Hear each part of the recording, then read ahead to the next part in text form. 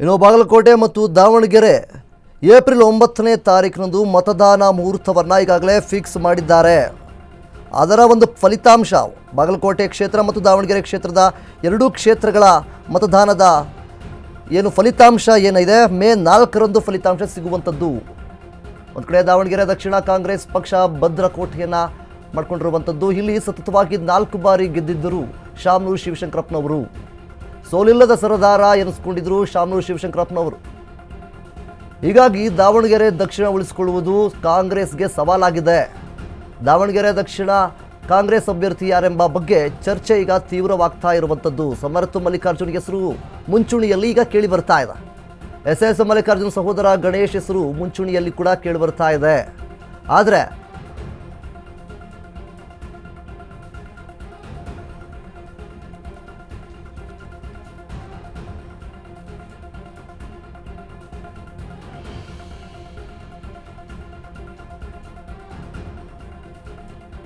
ಇನ್ನು ದಾವಣಗೆರೆ ದಕ್ಷಿಣದಲ್ಲಿ ಯಾರಿಗೆ ಕೈ ಟಿಕೆಟ್ ಸಿಗಬಹುದು ಎನ್ನುವಂತಹ ಪ್ರಶ್ನೆ ಇದಕ್ಕೆ.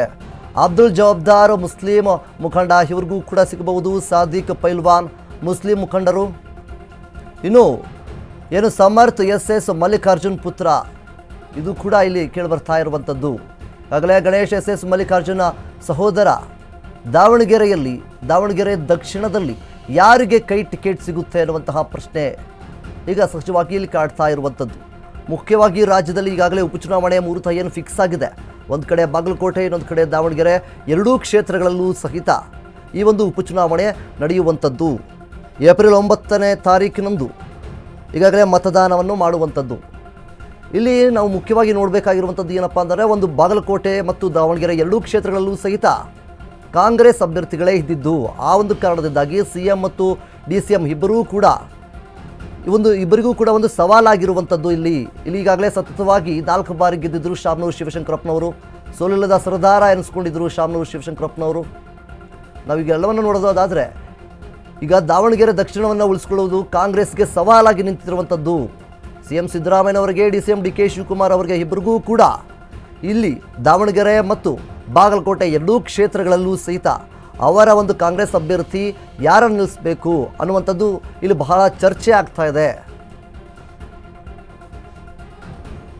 ಇನ್ನು ರಾಜ್ಯದಲ್ಲಿ ಇಷ್ಟು ದಿನಗಳ ಕಾಲ ಉಪಚುನಾವಣೆ ಯಾವಾಗ ಎನ್ನುವಂತಹ ಪ್ರಶ್ನೆಗಳು ಸಹಜವಾಗಿ ನಮ್ಮ ಜೊತೆ ಕಾಡ್ತಾನೆ ಇತ್ತು. ಅದಕ್ಕೆ ಈಗ ಮುಹೂರ್ತ ಫಿಕ್ಸ್ ಅನ್ನ ಮಾಡಿದ್ದಾರೆ.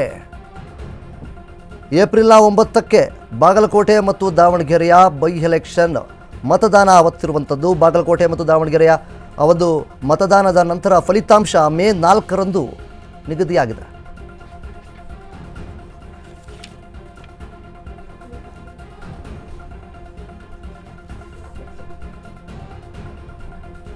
ಇನ್ನು ದಾವಣಗೆರೆ ದಕ್ಷಿಣದಲ್ಲಿ ಯಾರಿಗೆ ಕೈ ಟಿಕೆಟ್ ಸಿಗುತ್ತೆ ಇರುವಂತಹ ಪ್ರಶ್ನೆಗಳಿಗೆ ಸಮರ್ಥ ಅವರು ಎಸ್ ಮಲ್ಲಿಕಾರ್ಜುನ್ ಅವರ ಪುತ್ರ, ಇನ್ನೊಂದು ಗಣೇಶ್ ಎಸ್ ಮಲ್ಲಿಕಾರ್ಜುನ್ ಸಹೋದರ, ಅವ್ರಿಗೂ ಕೂಡ ಟಿಕೆಟ್ ಸಿಗಬಹುದು.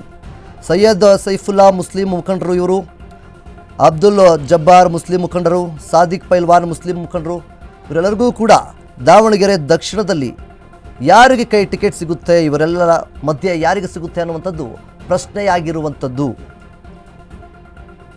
ಈಗಾಗಲೇ ಏನು ರಾಜ್ಯದಲ್ಲಿ ಉಪಚುನಾವಣೆಯ ಮುಹೂರ್ತವನ್ನು ಫಿಕ್ಸ್ ಆಗಿದೆ. ದಾವಣಗೆರೆ ಮತ್ತು ಬಾಗಲಕೋಟೆ ಎರಡೂ ಕ್ಷೇತ್ರಗಳಲ್ಲಿಯೂ ಸಹಿತ ಒಂದು ಮತದಾನ ಏಪ್ರಿಲ್ 9ರಂದು ಮತದಾನ ಆಗುವಂಥದ್ದು.